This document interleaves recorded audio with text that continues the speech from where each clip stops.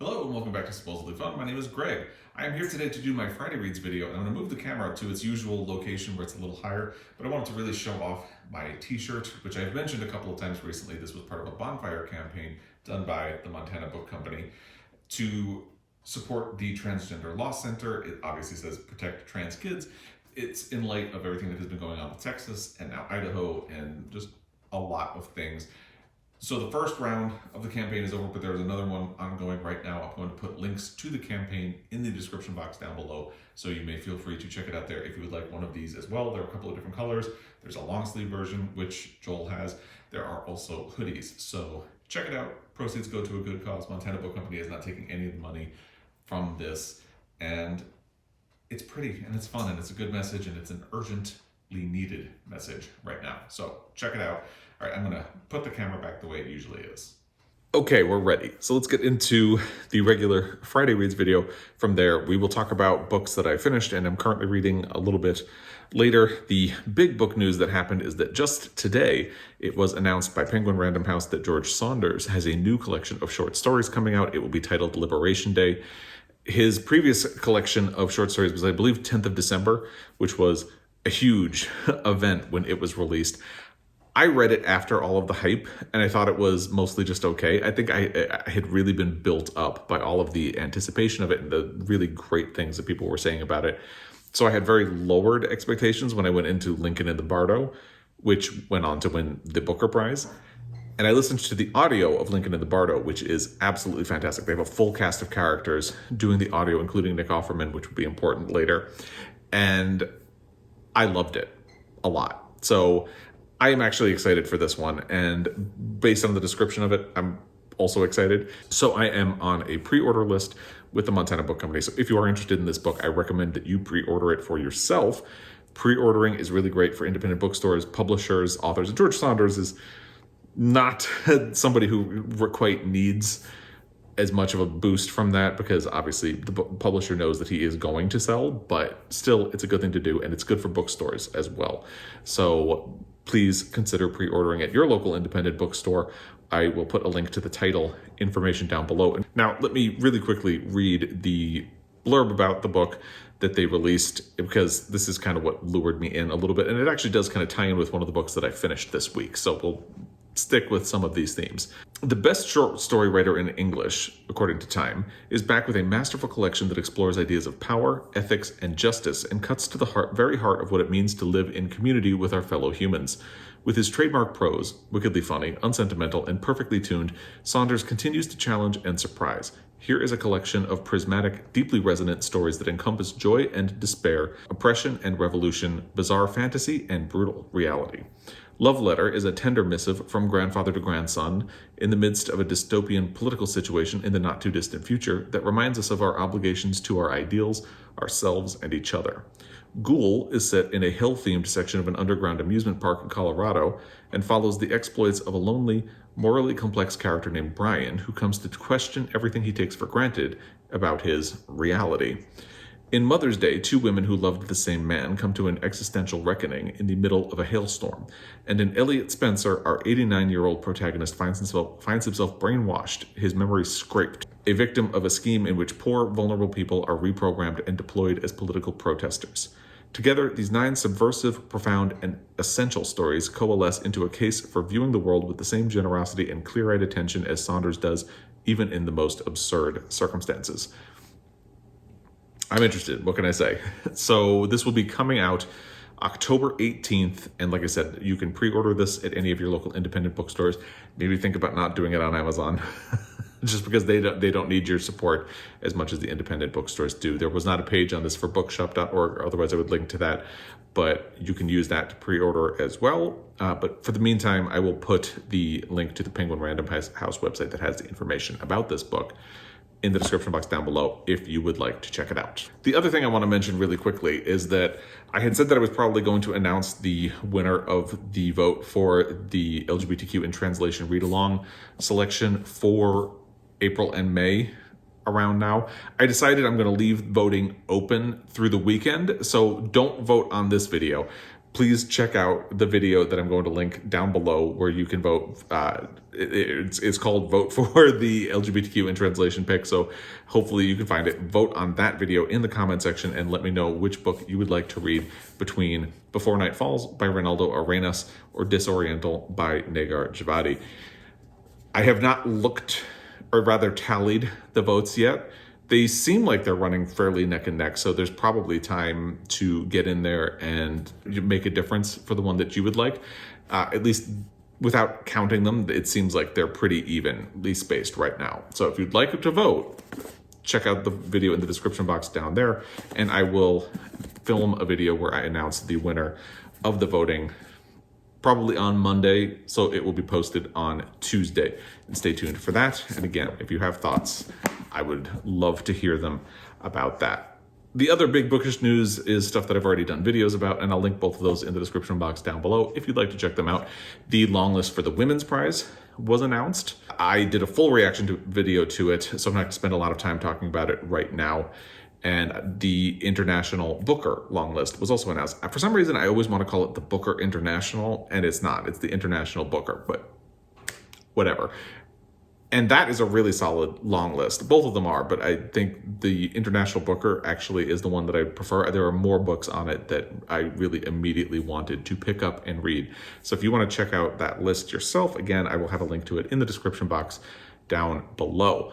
Also, I went on the trail of one of the books called Elena Knows, thanks to, I think it was Jackie McMenamin who pointed this out, that Jen Campbell had recently done a video about Elena Knows because of the Barbellion Prize, which, according to the website, is a prize dedicated to the furtherance of ill and disabled voices in writing. The prize is awarded annually to an author whose work has best represented the experience of chronic illness and or disability, which, for one thing, makes it a really interesting prize, very different from a lot of the others, shining a light on something that a lot of people don't pay attention to. So I will put a link to information about that in the description box down below as well.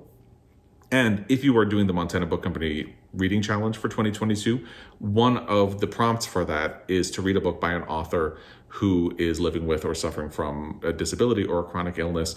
So you could check out this book prize to find something to use for that if you would like. I still haven't decided what I'm going to do for that prompt myself. So if you would like, check it out and see the options for that.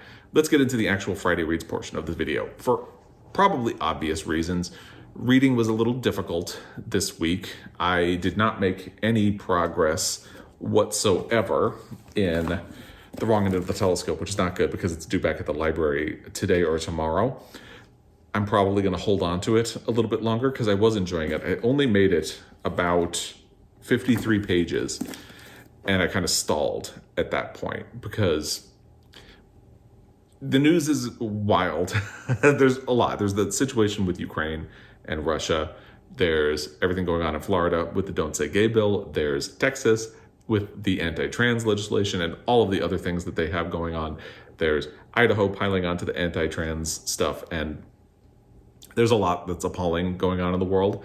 So I found myself having difficulty focusing on a book.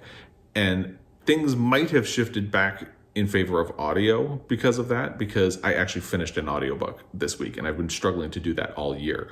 So maybe things are getting back to the way they had been.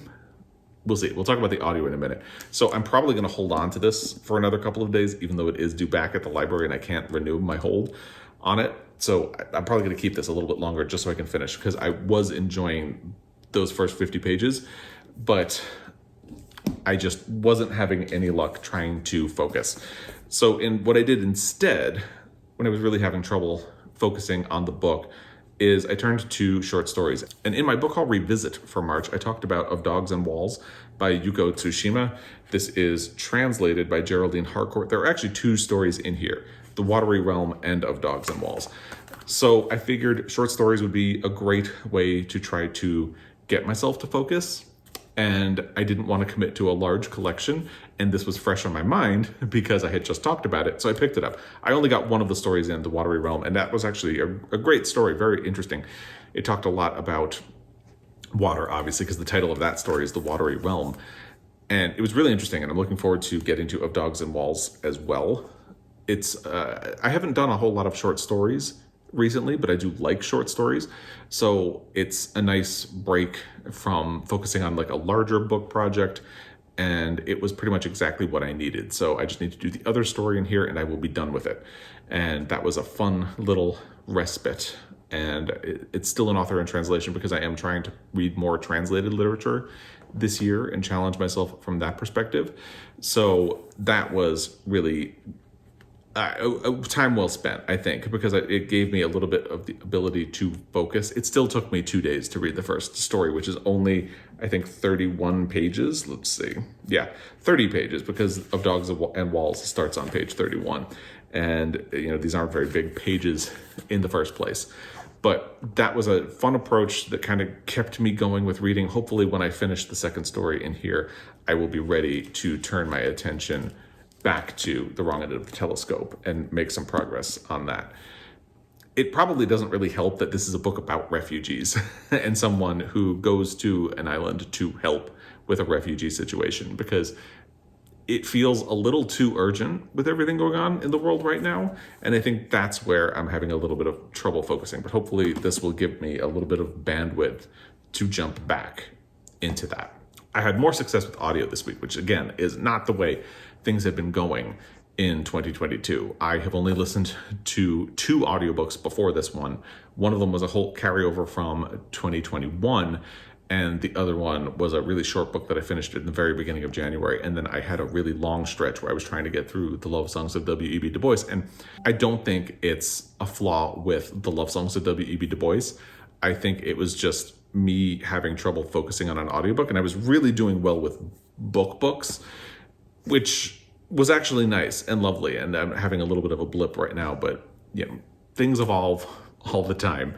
You just got to roll with it. So I decided that I would get on a hold list for the love songs of W.E.B. Du Bois at my library and try it in print instead, since I wasn't having any luck with the audio. And I don't think it's fair to the book for me to keep failing at it. And I don't think it's fair for me to keep failing at the audio of that and not having any luck. So I turned to Where the Deer and the Antelope Play, the Pastoral Observations of One Ignorant American Who Loves to Walk Outside by Nick Offerman. And I had a slow start with it because I was having that same problem where I wasn't really able to pay attention or focus on the audiobook very well. And then during the course of the week, I really started having more luck as the book really picked up. I just tore through it and finished it last night. And I liked it. It was a fun book. I think I gave it 4 stars on the story graph. It is pretty much what the title says. It is steadfastly trying not to be academic, but it does talk about certain philosophic principles occasionally. I don't want to make it sound like a heavy book. It is absolutely not. A little bit about current events and a little bit of science, but every time that starts to happen, Nick Offerman will joke, no, we don't want to go in that deep. He's a very charming person. He reads the audiobook, so I would recommend going with the audiobook as well. It was definitely worth my time, for sure. And it's funny that the George Saunders announcement happened today because George Saunders appears in this book. He and Nick Offerman are friends, and the first part of the book follows Nick Offerman as he goes hiking through Glacier National Park, which is not far from where I live, with George Saunders and Jeff Tweedy from Yūko. And then kind of spins out from there. The last part of the book, he goes on a road trip with his wife, who is Megan Mullally. They are just an adorable, adorable, adorable couple. I love them. I really do. They're just adorable. Anyway, I should stop saying the word adorable. I promise I will.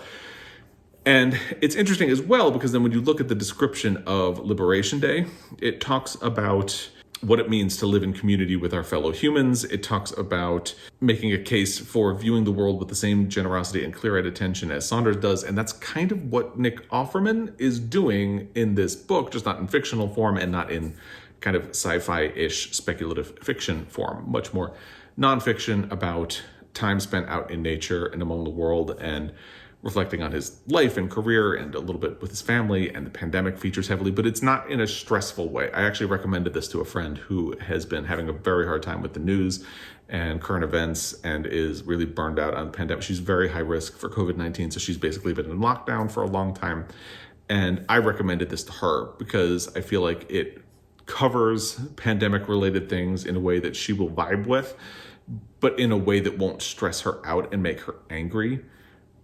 And I think we all kind of need that right now. So it kind of made me feel like I had a burden taken off my shoulders a little bit, which was really nice. I did appreciate the book a lot, and I would definitely recommend it. I don't think it's going to be one of my favorite books of the year, but I did really enjoy it and spending time with Nick Offerman, and he certainly got me back into listening to audiobooks, which is something that I had been really struggling with. And actually, I also started listening to more podcasts again and caught up on some podcast episodes. That's another thing that I had been falling behind on. And that's why I don't think it was the love songs of W.E.B. Du Bois that I was really struggling with. I think it was more just my ability to listen than anything else. And I am starting another book on audio, but so far I've only managed to listen to the introduction. It's Don't Cry for Me by Daniel Black. Joel finished this and loved it. And actually Erica from The Broken Spine also finished it and loved it. They ended up talking about it with each other because they just needed to talk about it. And I can definitely see that happening. This was one of my most anticipated reads of 2022. I'll put a link to that video in the description box down below because the premise just sounds devastating emotionally. I'm fully prepared to be emotionally devastated by this book. In a way, which sounds like a weird thing to say when I have already talked about how I was having trouble focusing on this book because of current events, but this doesn't necessarily tie in with current events in that same way. So I think that's where I will hopefully be able to get away with this at the moment. But if you know the premise, it makes sense that you would probably need to talk about this one or have like an emotional outlet and why the introduction would be devastating. So the premise of the book is that a father is writing a letter to his son. The father is dying of cancer, I believe, and he is estranged from his son, who is gay. So he is writing a letter to try to make amends as he gets ready to die and talks about family history and trauma and the things that he has been through in his life and some of their ancestral history. And that just sounds fascinating to me. I really can't wait to read this.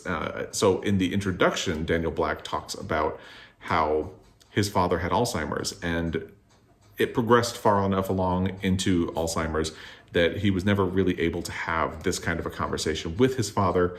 And this book is basically him imagining his father's side of the conversation, which just almost made me cry right there. So I could see that this is going to be a very interesting, possibly heavy book. Really looking forward to it. Like I said, I've only gotten the introduction in so far because work's been a little bit busy today. It's just the way it is. But hopefully I will be making more progress on this. I'm actually listening to it on audio. And actually the author himself reads it, which is really interesting. And I like when an author reads an audiobook because I feel like they get to put the emphasis where they want it to be. They get to read things the way they would like it to be or the way they envision it being. So even if an author doesn't have a perfect quote unquote audio voice, it's really interesting hearing them read their own work. And I'm glad that he has done that. So I'm really looking forward to jumping into this. And in terms of next plans, like I said, I'm going to finish the other story in Of Dogs and Walls, which is Of Dogs and Walls. And then hopefully I can launch into this and finish it by like Tuesday or Wednesday. If I haven't gotten anywhere by Tuesday or Wednesday, I'll probably send this back to the library. And I don't think there are any other holds on it. So I might just wait until my plate clears a little bit. I definitely still want to read it. I have a library of Gravelheart by Abdul Razak Gurna, but with me falling behind on a print book, I'm probably just going to return that this weekend and get back on the hold list. That one does have holds. There are, I think, 8 people waiting for it. So I don't want to make anybody wait for it while I try to figure out what I'm doing. So I'll return it, get back on the hold list, and maybe by the time those 8 people are done, I'll be ready for it. Since there are no holds on the wrong end of the telescope, I don't feel too bad holding on to it for another couple of days. That's my library logic for you. So that's what I'm looking at in print book. I'll work through Don't Cry for Me on audio. And if I get done with that, I'll decide where I want to go from there, because there is another book I would like to listen to on audio, but it's also potentially heavy and I might need to switch to something light. So I'm going to see how I feel once I finish that book, if I manage to finish it over the next week. That is everything that I've been up to for the last week in terms of reading. Oh, we did watch West Side Story last weekend in terms of movies and loved it. I'm a West Side Story fan. I did not think anything could really live up to the original movie because Rita Moreno, She is probably my favorite Best Supporting Actress win of all time, if I may get Oscar nerd on you. And I just had a really hard time believing that anything could really top that. The new one is really good. I think the original 1961 movie will always have a place in my heart because I grew up with it and it's just already burrowed in. But the new one is really good, and the changes that they made to the screenplay and some of the other things that they did were really interesting and add layers and texture to the show. The cast is great. Ariana DeBose, oh, she deserves to win Best Supporting Actress. So that's what I've watched this week. That's what I've been reading this week, and what I've been doing this week. I'd love to hear what you've been up to, what you've been watching, loving, reading, all of that stuff in the comment section down below. I will leave it at that for now. And as always, I really appreciate your time. I will be back. Until next time, happy reading.